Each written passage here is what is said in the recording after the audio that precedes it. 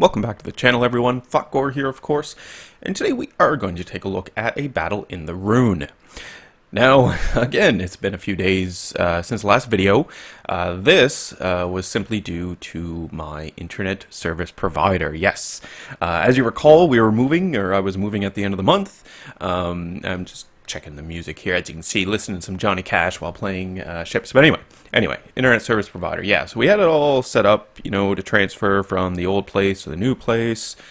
They said, yeah, no problem, we'll be there September 1st between 8:30 a.m. and 4:30 p.m. So that's pretty broad range, and we're moving that day, so okay.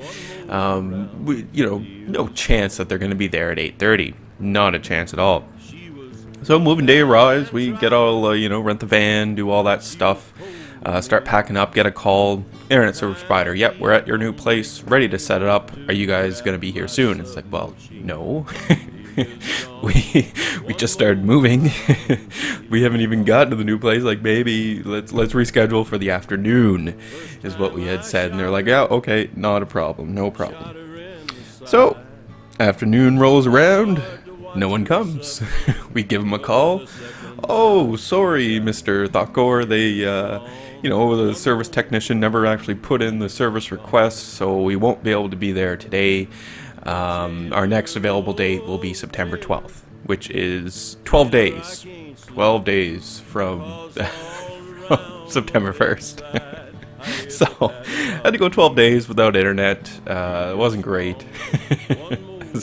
Makes you realize how dependent you are on things, but luckily I have external hard drives just filled with videos and games and whatnot, and bought a router so at least we could set up a LAN, and Rommel and myself and our other roommate Tom were playing some games that way. But finally, internet is back and we're taking a look at ships.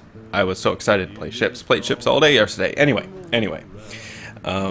We have a new patch in ships that came out today. This video that we're looking at, though, was recorded the day before the patch was released, so we're not going to see any of the anniversary stuff or, discuss that as of yet. What we can discuss is these amazing new graphics. Well, effects, I guess. Yes, just so great. I can't tell you how thrilled I am to see improvements in the graphics, especially when ships fire.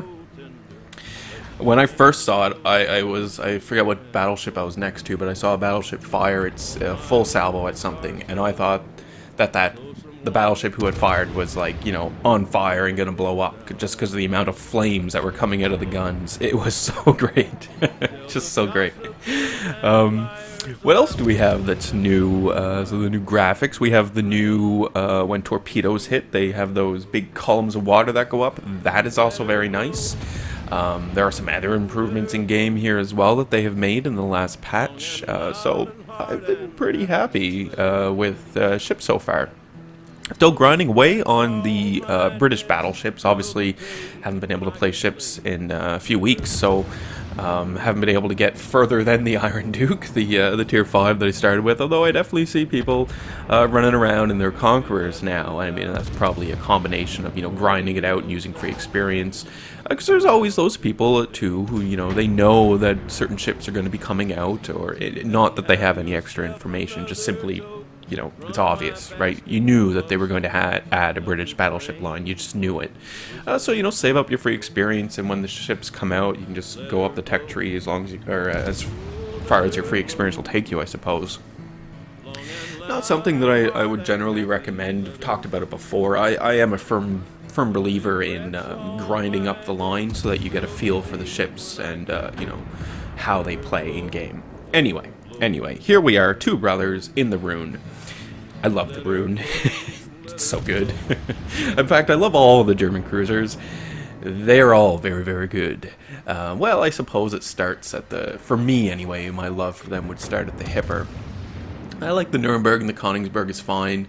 The York has a lot of improvements made to her, so she's quite acceptable nowadays as well. But anyway, we're in the Roon, and I'm firing armor piercing. I knew going into this game that I was just going to sling armor piercing downrange as much as I possibly could. And this is generally something I do in my German cruisers, is fire armor piercing 95% of the time. If I can't, then obviously I'll fire high explosive if it's, a battleship bow on to me and there's no one around. It's pretty critical that I do some damage. But we can see that the armor piercing is not a bad choice, especially if you're kind of in the rear of the advance like I am here, and enemies aren't really targeting you, and they are presenting their broadsides, regardless of what type of ship it is, except destroyer.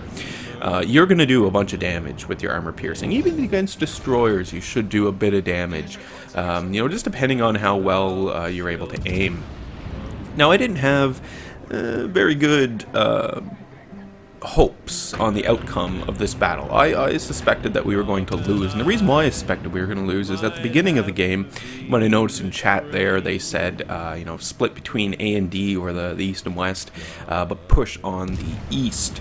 And I'm on the East, and I was looking at the minimap, and I was like, well, the West has more ships than we do. Why would we push on the East? But whatever, I'm not argumentative, so I'm not going to start typing away in chat arguing this.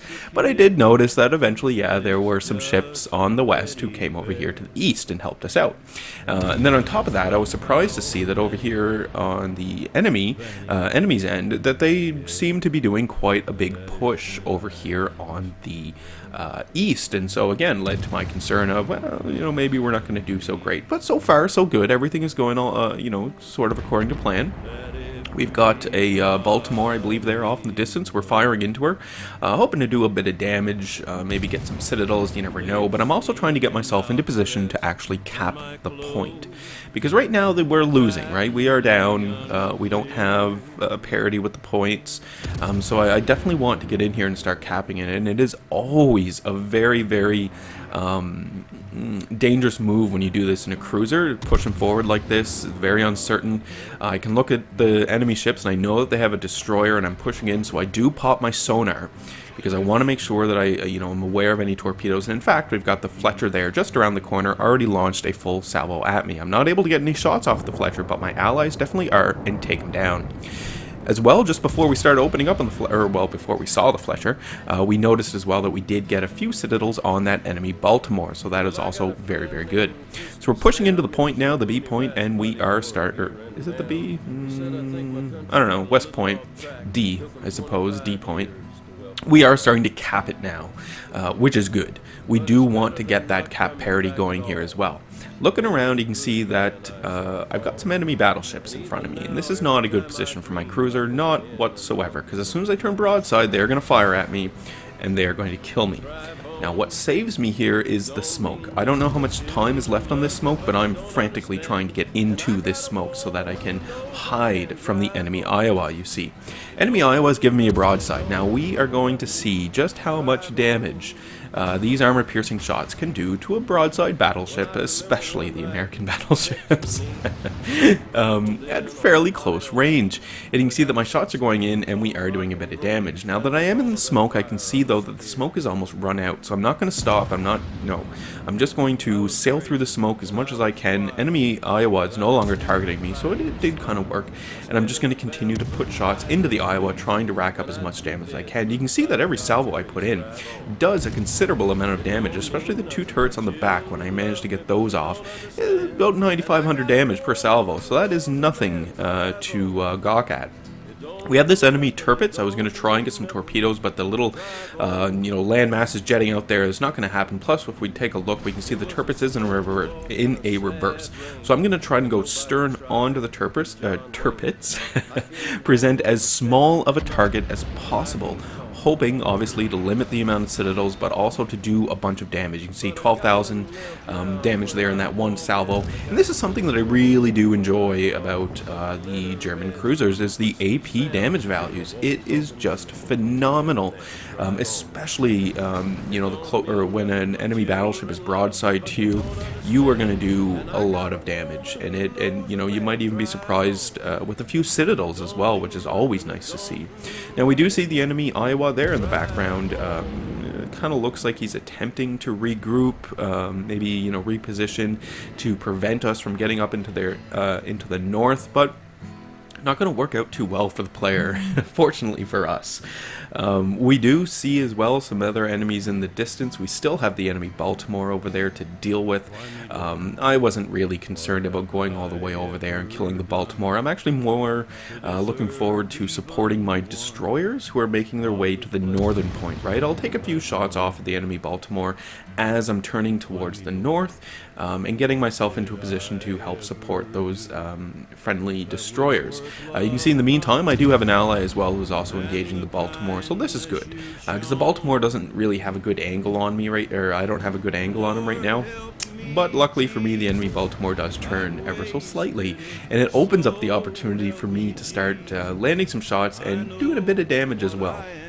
Now, this would probably be a good point to switch over to your high explosive, but like I've already explained, I wasn't thinking about that. I was more about spamming my AP this round because, you know, I'm in a Roon. Why the hell not? So there we go. We finish off the Baltimore with the Citadel for all of, like, what, 13 damage? But still, Baltimore's gone. Good. Sitting on about 114,000 damage, so that's not too bad. You can see definitely we racked up some quick damage there, especially against those enemy battleships with the armor piercing. Now we can see the Iowa off in the distance is still, you know, kicking, still going, but we are going to try and end this person's reign as soon as we possibly can. So shots go in. You can see all my allies as well are engaging the Iowa. And now I'm going bow on to the Iowa, and this is not the strength of the Roon, right? You can see I only have 1 out of 3 turrets firing on the enemy, so I'm not really able to maximize my firepower, but I have to do it, right? I have to sail straight to the north like this because of positioning, right? I do want to get myself into a position where I'm going to be able to engage these enemy ships over here on the west side. And once I get into position, I'll be able to open up with the rest of my turrets. But for that brief moment there, only the one. Seeing that Iowa explode also reminded me, or maybe remember as well, that yeah, they definitely did change ship explosions as well, which are now more awesome than ever. So I really do enjoy that. All the little bells and whistles, yeah, that really, you know, gets me going anyway. So we can see some enemy ships off in the distance. I believe that we are looking at an enemy Conqueror, yes, tier 10 British battleship. Now I'm curious about something here with the British battleships, and, you know, feel free to inform me. I'd love to know. I know that the British battleships have those special HE rounds, right, that do more damage or whatever it is. I suppose I should probably look it up and it would answer my question, but I see now that all British battleships seem to just fling HE at everyone. And I just don't get it.